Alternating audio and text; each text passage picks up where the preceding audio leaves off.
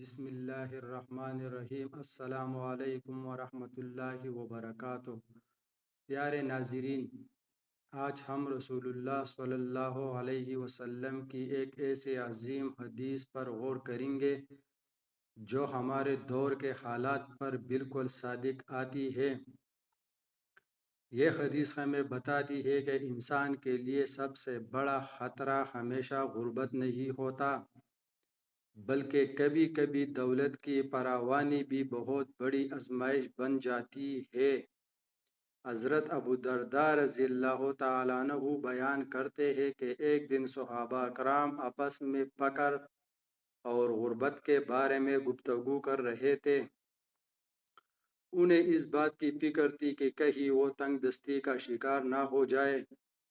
اسی دوران رسول اللہ صلی اللہ علیہ وسلم تشریف لائے اور فرمایا، کیا تم فقر سے ڈرتے ہو؟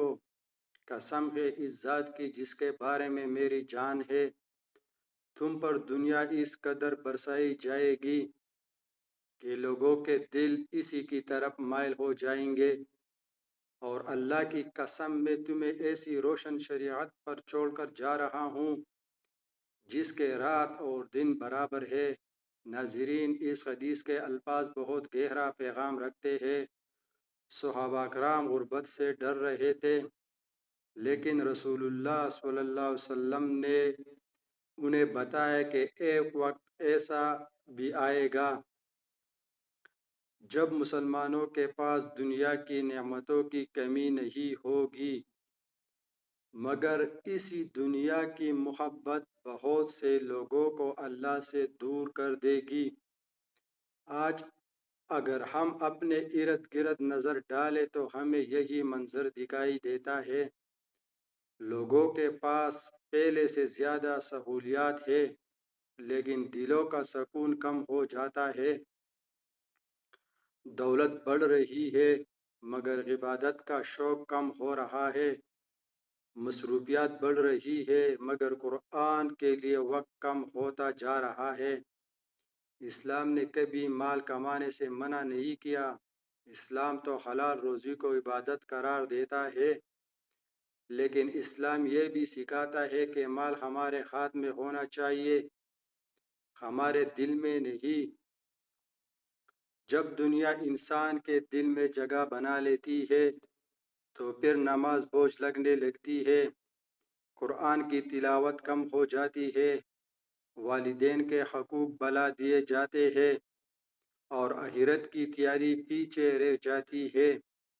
رسول اللہ صلی اللہ علیہ وسلم نے فرمایا کہ میں تمہیں روشن شریعت پر چھوڑ کر جا رہا ہوں۔ اس کا مطلب یہ ہے کہ قرآن اور سنت کا راستہ ہر زمانے کے لیے واضح ہے۔ اگر ہم اس راستے کو مضبوطی سے پکڑیں رکھے تو دنیا کی کوئی آزمائش ہمیں گمراہ نہیں کر سکتی۔ آئے ہم سب آج اپنے دل کا جائزہ لیتے ہیں۔